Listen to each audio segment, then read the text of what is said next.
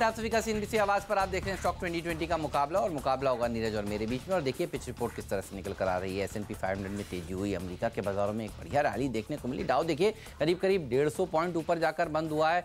और आज है बैंक निफ्टी और निफ्टी की वीकली एक्सपायरी का दिन। तो ग्लोबल क्यूज तो ठीक ठाक नजर आ रहे हैं। ग्लोबल क्यूज ठीक ठाक है, बिल्कुल कोई दिक्कत नहीं वहाँ पे। बस वो अमेरिका ने बोइंग अपने यहाँ भी बंद कर दिए। ठीक बात है, अच्छी बात भी है। बोइंग का शेयर ऊपर भाग गया, उसके बाद सब खबर डिस्काउंट हो जाती है। पहले पूरी दुनिया के लिए सबसे अंत में उन्होंने किया, सही है, तो उनको लगा कि अब तो नेचुरल है और इसलिए कोई दिक्कत नहीं हुई। लेकिन मार्केट में तेजी इसलिए बन रही है क्योंकि अब बहुत सारी चीज़ें एक साथ सेटलमेंट की तरफ बढ़ रही है। वो चीन वाली जो बातचीत चल रही है वो भी अब सुना जा रहा है कि ट्रम्प साहब ने कहा जल्दी जल्दी समझौता करिए। हमारी मुलाकात जो चीनी राष्ट्रपति से होने वाली है उससे पहले सब चीज़ें हो जानी चाहिए जिससे हम साइन करें। तो एक उस पर लोगों की नज़र है। क्रूड थोड़ा सा हायर साइड में है, लेकिन वो अमेरिका अपने हिसाब से उसको पॉजिटिव देखता है क्योंकि वो ग्रोथ की डिमांड बता रहा है। आपको याद होगा अली फला जो मंत्री हैं तेल के सऊदी अरब के, जो भारत आए थे उन्होंने दो चीज़ें कही थी कि चीन और अमेरिका सबसे ज़्यादा क्रूड की डिमांड लेके चल रहे हैं। तो उसका नतीजा है कि आपको वहाँ थोड़ी हायर साइड दिख रही। तो ग्लोबल क्यूज़ को आप पॉजिटिव मान के चलिए, कोई दिक्कत नहीं है। और भारत में संकेत तो बेहतरीन है, ज़बरदस्त पैसा आ रहा है एफआईएस का। बिल्कुल, वो कहते हैं ना लिक्विडिटी का नल का खुला हुआ है और भर लो जितना भरना है। खुला रहेगा तब तक चिंता की कोई बात नहीं रहेगी। तेजी और तेजी पर ध्यान रखिए। और अब हमें लगता है मिड कैप्स में भी जोरदार रैली ध्यान रखिएगा देखने को मिलेगी। एडवांस टैक्स को लेकर जिन्होंने सेलिंग वगैरह करनी थी वो लगता है अब होती हुई हो गई है। और क्योंकि T+2 के हिसाब से भी अगर आप सोचें तो 2 दिन पहले अगर आप सेलिंग करें तो आपके पास पैसा है तो फिर आप एडवांस टैक्स भरें। इस लॉजिक को हम जस्टिफाई कर रहे हैं और हमें लगता है कि अब फिर मिड कैप्स भी पार्टिसिपेशन करना शुरू कर देंगे। और वैसे भी देखिए जनरली पहले लार्ज कैप्स बढ़ते हैं और उसके बाद फिर मिड कैप्स में बढ़िया तेजी बनती है। और आप देखिए पिछले 3 दिनों से जिस तरह से बैंकिंग स्टॉक्स में एक जोरदार तेजी देखने को मिल रही है। 500 पॉइंट करीब बैंक निफ्टी देखिए भाग रहा है। 3 दिनों में करीब 1100 पॉइंट से ज़्यादा की रैली बैंक निफ्टी ने दिखाई और आज वीकली एक्सपायरी है। तो हमें लगता है कि मिड कैप्स के ऊपर भी आपका फोकस होना चाहिए। और याद करिए 2 दिन पहले हम आपसे कह रहे थे रियल एस्टेट सेक्टर जो है वो भागेगा, बढ़िया प्रदर्शन दिखाएगा। DLF ने तेजी दिखाई, अब तो CLSA ने भी अपना मंदी का व्यू चेंज कर लिया है, बहुत समय बाद चेंज किया है। और आपने देखा कि किस तरह से DLF में तेजी बनी। अब ये मिड कैप काउंटर्स में भी बनेगी। आज 3 इक्को के साथ शुरुआत करूंगा। यहाँ 3 इक्के हैं। हाँ, अंसल प्रॉपर्टीज, अंसल हाउसिंग और आनंतराज इंडस्ट्रीज, तीनों कंपनियों के नाम ए से शुरू हो रहे हैं इसलिए मैं 3 इक्के कह रहा हूँ। आप देखिए GST काउंसिल की बैठक जो होने वाली है 19 मार्च को, उसको दरअसल इलेक्शन कमीशन ने हरी झंडी दे दी है कि आप बैठक कर लीजिए। और आप देखिए पिछली बैठक में क्या हुआ था कि रियायतें दी जाएंगी, तो मोटा मोटा तो समझ में आ रहा था रियायतें मिलेंगी, लेकिन जो डिटेल्स हैं वो सामने नहीं आई थी और वो 19 मार्च को आएंगी। तो इमीडिएट ट्रिगर तो हमारे सामने अगले हफ्ते की ये बैठक है और अगले हफ्ते मंगलवार को इस बैठक से पहले अब रियल एस्टेट शेयरों में तेजी होनी शुरू हो जाएगी। तो 14 तक के टारगेट अंसल हाउसिंग के ऊपर आप देख सकते हैं। अंसल प्रॉपर्टीज़ के लिए करीब करीब 13.25 तक के लेवल्स बन सकते हैं। अच्छी तेजी बनेगी। इस हफ्ते देखिए DLF 9% भागा है। तो लार्ज कैप्स के पीछे स्मॉल कैप्स और मिड कैप्स चलेंगे। अनंतराज में भी 40 रुपये तक के लेवल्स देखने को मिल सकते हैं। तो आज फिर 3 स्टॉक्स रियल एस्टेट सेक्टर से हम आज शुरुआत में उतार। अच्छा, कल DLF पे CLSA की एक बाय रिपोर्ट भी आई थी। वही मैं कह रहा हूँ, बाय नहीं थी वो, सेल से बाय थी। तो आप सोचिए उन्होंने अपना स्टांस जो है वो बिल्कुल बदल दिया है। और 2 दिन पहले हम लोग कह रहे थे खरीद लीजिए DLF, खरीद लीजिए, ये वापस 200 जाएगा, 190 का कॉल दिलाया था, पैसे बने CNBC आवाज़ के दर। तो बिल्कुल आप देखते रहिए, इसीलिए कहते हैं कि आपको अगर ये शो आपने मिस किया तो आप पैसा नुकसान करेंगे। चलिए अपनी टीम से बताते हैं। यहाँ पे ल्यूपिन यहाँ पे है पहला खिलाड़ी और इसमें बेचने की राय है, क्योंकि इसके लिए ख़राब खबर है। US FDA ने एक चिट्ठी लिख के इनको बताया कि इनकी मंडी द्वीप जो मध्य प्रदेश की यूनिट 1 है उसमें दिक्कतें हैं और वहाँ से वो बैन लगा सकते हैं। साथ ही वो कोई नया प्रपोजल अगर वो देंगे तो वो अप्रूवल में दिक्कत आएगी, तो इसकी वजह से थोड़ी मुश्किल हो सकती है। इस यूनिट से इनकी टोटल सेल्स का 4 से 5% रेवेन्यू आता है। तो बहुत सिग्निफिकेंट नहीं है, लेकिन सिग्निफिकेंट इस लिहाज से कि आपकी एक यूनिट ही दिक्कत में फंस चुकी है। तो इसलिए थोड़ा सा इसमें 20-30 रुपये नीचे के लक्ष्य के साथ करिए। लेकिन किसी न किसी को अंदाज़ा था, देखिए कल 3% स्टॉक किसी ने बेचा, ये सब चीज़ें ध्यान रखिए अभी। तो ल्यूपिन में शॉर्ट कॉल। जेट एयरवेज में अगेन तीसरा दिन में लगातार कह रहा हूँ जेट बेचिए। 2 दिन में 5-5 रुपये रोज़ गिरता है, आज फिर गिरने का संभावना है क्योंकि इन्होंने फिर से अपने 5 इनके जहाज़ जो हैं वो उड़ान नहीं भरेंगे। क्योंकि इन्होंने पैसे नहीं दिए हैं उसके मालिक को। तो लगातार रोज़ अगर 4-4, 5-5 हो, तो अभी हम लोग मजाक में कर रहे थे कि 31 मार्च तक तो एयरलाइन ही बंद हो जाएगी, क्योंकि रोज़ 5 विमान अगर आपके ग्राउंड हो रहे हैं तो आपके पास कितने होंगे, 50-60 तो हो ही जाएंगे बंद। तो इसलिए यहाँ पे लगता है कि जेट एयरवेज में शॉर्ट कॉल बनेगी और क्रूड जो थोड़ा महंगा हुआ है उसका भी इम्पैक्ट यहाँ पे देखने को मिलेगा। और चूँकि आपने 3 बताया तो मैं तीसरा बता देता हूँ, आर पावर। कल IDBI ट्रस्टी सर्विस ने इनके 1,54,00,000 शेयर बेच दिए हैं 8 मार्च से 12 मार्च के बीच में। बावजूद इसके कि एक खबर ये आई थी कि सितंबर तक लेंडर्स ने कहा कि नहीं बेचेंगे, लेकिन रोज़ बेच रहे हैं वो।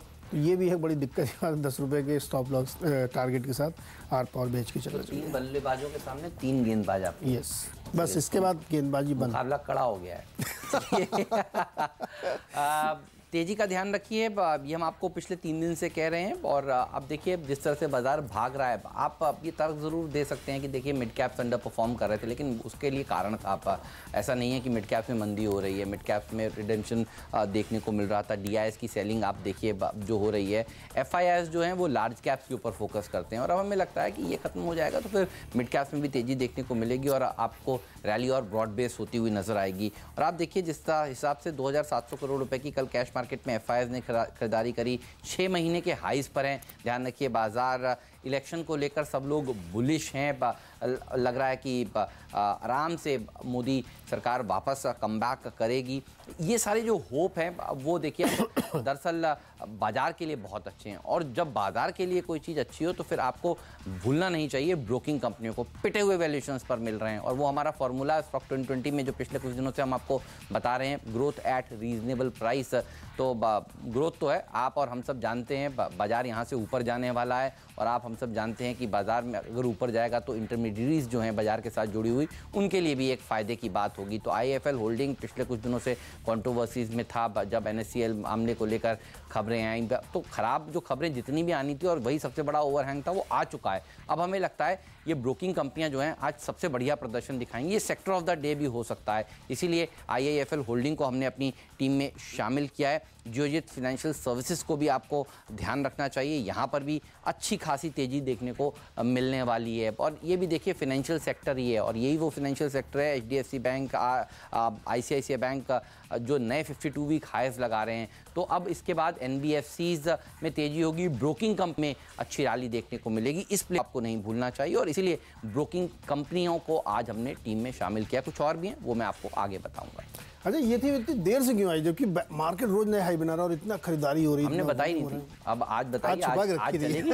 ओके, हर रोज हम कुछ नया बताते हैं, वो वादा है हमारा। ये बहुत ऑब्वियस स्कीम है कि जिस तरीके से मार्केट में रैली चल रही है, कहते हैं ना जो बहुत ऑब्वियस होता है कभी कभी आप उसके नहीं सबको आपके दिमाग से हट जाता है। तो अब आप देखिए आज इसके ऊपर फोकस रहेगा बिल्कुल। और ये सेक्टर भी, ये स्पेस भी, और IIFL में तो मुझे लगता है कि शायद इनकी कोई एक और यूनिट जो है लिस्ट होने की तैयारी कर रही है, IPO वाला है।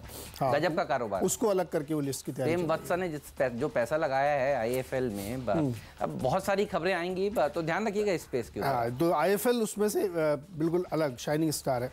चलिए, मेरी टीम का अगला स्टॉक है लेमन ट्री होटल। देखिए, ये एक ऐसा होटल है जिसने लिस्टिंग के बाद से लगातार अपना एक्सपेंशन किया है, बहुत पैसा खर्च कर रहे हैं ये। अब इन्होंने एक नया टाई अप किया है एक और होटल कंपनी के साथ, जो कीज़ के नाम से उनके होटल चलते हैं, और उसके साथ टाई अप करके ये उसको मैनेज करेंगे। और ये एक्विजिशन के थ्रू इन्होंने किया है।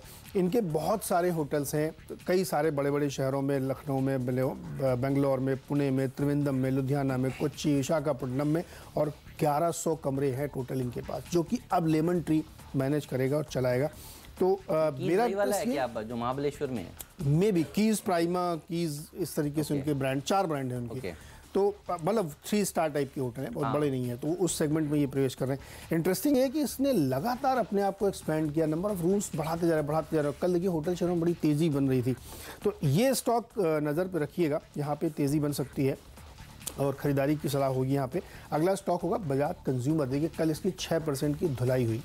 धुलाई इसलिए हुई कि कुछ लोगों का कहना है प्रमोटर ने अपना हिस्सा बेचा, लेकिन प्रमोटर ने अपना हिस्सा बेचा ठीक करने के लिए।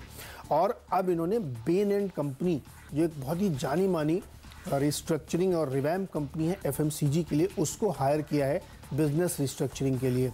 जो बजाज आलमंड ऑयल, जो सबसे इनका फेमस ब्रांड है, उसको और कैसे पुश दिया जाए, इन सब को लेकर के। तो हमें लगता है कि जो गिरावट थी ना वो अब प्राइस दिन है उसमें नहीं गिरा। परसों जब हमने इसको लिया था, जिस दिन वो खबर आई थी उस दिन स्टॉक चला था ऊपर, लेकिन अब कल गिरावट के बाद हमें लगता है सब जो भी नेगेटिविटी थी वो खत्म है। तो इस पर नज़र रखना चाहिए। 350 345 के आसपास का लक्ष्य रहना चाहिए। और अब बारी है डिपेंडेबल शेयर की।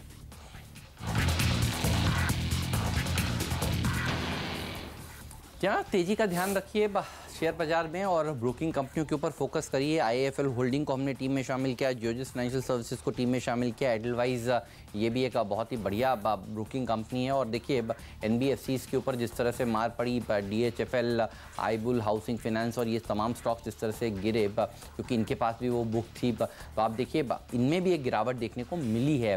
लेकिन अब रिस्क रिवॉर्ड रेशियो के हिसाब से ये स्टॉक्स भी देखिए अट्रैक्टिव हो गए हैं और इसमें भी एक बढ़िया रैली देखने को मिल सकती है, इसलिए डिपेंडेबल का दर्जा दिया है। एडलवाइज फाइनेंशियल्स में पहले जिस तरह की रैली देखने को मिलती है, अब हमें लगता है वापस से ये बढ़िया तेजी की तरफ अब बढ़ जाएंगे क्योंकि बाजार का मूड सेंटीमेंट सुधरा है। क्योंकि इलेक्शंस के चलते देखिए अब धीरे धीरे करके जो लोग साइडलाइंस पर बैठे थे वो भी दरअसल बाजार में पार्टिसिपेट करना शुरू करेंगे, तो ब्रोकिंग कारोबार भी बढ़ता हुआ दिखेगा। तो इसीलिए आपको नजर रखनी चाहिए एडलवाइज पर। 200 रुपए तक के टारगेट्स यहाँ पर आराम से हासिल हो सकते हैं। बढ़िया तेजी आज इस पूरे पॉकेट में बनने वाली है। डीसीएम श्रीराम पे नज़र रखिएगा। और डीसीएम श्रीराम के लिए खबर यह है कि तो शुगर शेयर वैसे भी फ्लेवर में, साथ ही उन्होंने 30 मेगावाट का पावर प्लांट जो है ऑपरेशनल कर दिया है और फरवरी से उसकी बिजली बेचनी शुरू कर दी। तो ये एक पॉजिटिव है, चूँकि जो बगास होता है उससे ही बिजली बनती है, इसीलिए उन्होंने शुगर यूनिट के साथ इसको लगाया है। तो हमें लगता है ये खबर अच्छी है क्योंकि शुगर तो बढ़िया चल ही रहा है सेक्टर, मोलेसिस भी बढ़िया चल रहा है और अब एक नया एडिशन इनके है, 20 मेगावाट की पावर प्लांट इनका ऑपरेशनल है। खरीदारी कर चलिए। 475 का लक्ष्य हुआ, 451 का स्टॉप लॉस। ब्रेक लेंगे, बहुत छोटा सा ब्रेक है, चाय की चुस्की लीजिए और हाजिर रहिएगा सीएनबीसी आवाज़ के साथ क्योंकि ब्रेक के बाद 4 आइडियाज़ हम दोनों की तरफ से और आने वाले हैं। बताएंगे फ्री हिट कौन सा है, बताएंगे पिंच हिटर स्टॉक कौन सा है, 2 पावर प्लेस भी बताएंगे आपको। तो बने रहिए देश के नंबर 1 बिजनेस चैनल सीएनबीसी आवाज़ के साथ।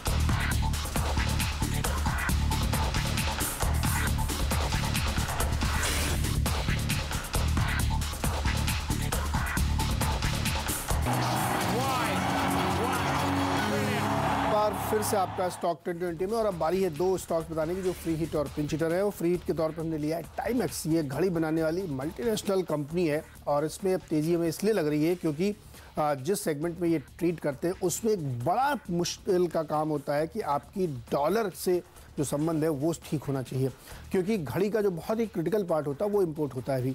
तो जब भी डॉलर महंगा होता है, चूँकि वो यही सबसे महंगा पार्ट भी होता है उसमें, आप डॉलर चूँकि सस्ता है, रुपये में स्ट्रेंथ है, तो वो इनके लिए बहुत पॉजिटिव है किसी भी वॉच कंपनी के लिए। टाइटन देखिए इसलिए कितना बढ़ता जाए क्योंकि वो उनके वॉच बिजनेस को बहुत फील करता है अगर डॉलर वीक होता है, रुपया मजबूत होता है। तो टाइमेक्स के लिए वो। दूसरा ये इन्होंने अपने आप को बहुत एक्सपेंड किया है ट्रेडिशनल वॉचेस के अलावा। अब ये जो नए फिटबिट्स और बैंड्स आ रहे हैं इस पर बहुत तेज़ी से काम कर रहे हैं और चूंकि मार्केट साइज़ इनका लगातार ग्रो हो रहा है तो हमें लगता है इसमें खरीदारी करके आप चल सकते हैं टाइमेक्स के लिए। तो यहाँ पे 65 रुपये के लक्ष्य के साथ खरीदारी करें। हरक्यूलिस होइस्ट अगला स्टॉक है, कल का खिलाड़ी आज हमने शामिल किया है इसमें। कल ये 3.5% चला था, मिड कैप में थोड़ी प्रेशर की वजह से उतना ज़बरदस्त रैली नहीं हुई, लेकिन ये अभी भी चलेगी क्योंकि मुझे ऐसा लगता है कि बजाज ग्रुप में जो अभी हाल ही में पूरी रीस्ट्रक्चरिंग उन्होंने अपनी आपस में क्रॉस होल्डिंग की करी है उसके बाद अब इस पर फोकस बढ़ेगा और जिस तरीके से पूरा इंफ्रास्ट्रक्चर चल रहा है उससे अब इसमें काम बढ़ेगा। तो 145 के लक्ष्य के साथ हरक्यूलिस होइस्ट पर भी खरीदारी करनी चाहिए। तो मेरा कैप्टन स्वेट मिल गया टाइमेक्स। बताता हूँ मेरा फ्री हिट स्टॉक कौन सा है। ICICI securities, JM financials. और देखिए ब्रोकिंग कंपनियों के ऊपर हम बुलिश हैं, अच्छा प्रदर्शन ये ब्रोकिंग स्टॉक्स आज के सत्र में दिखाएंगे। इससे पहले आईआईएफएल होल्डिंग को टीम में शामिल किया, जियोजिस फाइनेंशियल्स को शामिल किया, एडलवाइज को शामिल किया। याद करिए हफ्ते की शुरुआत में हम आपसे कह रहे थे 11,500 का अब ध्यान कम से कम तेज़ी का कर लीजिए, वो व्यू आपको दिया था। और मार्केट में तेज़ी होगी तो ब्रोकिंग शेयर भी भागेंगे। अच्छा, जीरोधा को लेकर अभी भी लोग मुझे ट्वीट कर रहे हैं, दिक्कतें आ रही हैं। तो जीरोधा का अगर कारोबार थोड़ा नुकसान वाला होता है तो फिर आईसीआईसीआई सिक्योरिटीज़ को सबसे ज़्यादा फ़ायदा होता है। ऑनलाइन ब्रोकिंग में ये कंपनी भी है, तो ध्यान रखिए। कुछ दिनों पहले भी हम लगातार आपको बता रहे थे जीरोधा जो डिस्काउंट ब्रोकिंग कंपनी है, वहाँ पर दिक्कतें आ रही हैं सौदे पे एग्जीक्यूट करने में, और उसके बाद देखिए लोग फिर थक कर सेकंड बेस्ट के पास जाएंगे। और आईसीआईसीआई सिक्योरिटीज़ बढ़िया नाम है, जाना माना ब्रांड है, तो इस तरह के स्टॉक्स पर आपकी नज़र होनी चाहिए। जेएम फाइनेंशियल्स ये एक ऐसी कंपनी है जहाँ पर देखिए NSCL इतना बड़ा घोटाला हुआ, इस स्टॉक पर कोई आंच नहीं आई, तो हमें लगता है कि ये भी करेक्शन पूरा कर चुका है और बढ़िया तेजी दिखाएगा। अच्छा, ब्रोकिंग कंपनियों के साथ एक अच्छी बात और है, आप ये सोचिए अब वापस से CPSE ETF देखिए कितने सारे आ रहे हैं, अब IPOs देखिए अब आने शुरू हो गए हैं। बाजार का मूड और सेंटीमेंट जब सुधरता है तो फिर ये सारी एक्टिविटीज़ शुरू हो जाती हैं, डील्स शुरू हो जाती हैं। आप पिछले कुछ दिनों से देख रहे हैं किस तरह से एक के बाद एक बड़ी ब्लॉक डील्स मार्केट में देखने को मिल रही हैं। तो ये सारा की सारी जो एक्टिविटी है ये अगर बढ़िया होती है तो फिर ये ब्रोकिंग कंपनियां उसका लाभ उठाती हैं। तो जेएम फाइनेंशियल्स भी अच्छा प्रदर्शन आज के सत्र में दिखा सकता है। छोटा सा ब्रेक लेंगे, ब्रेक के बाद आपको बताएंगे आज के पावर प्लेस कौन से हैं, हम दोनों की टीम्स में कैप्टन्स चॉइस भी बताएंगे और फिर शुरू करेंगे मुनाफे की तैयारी की।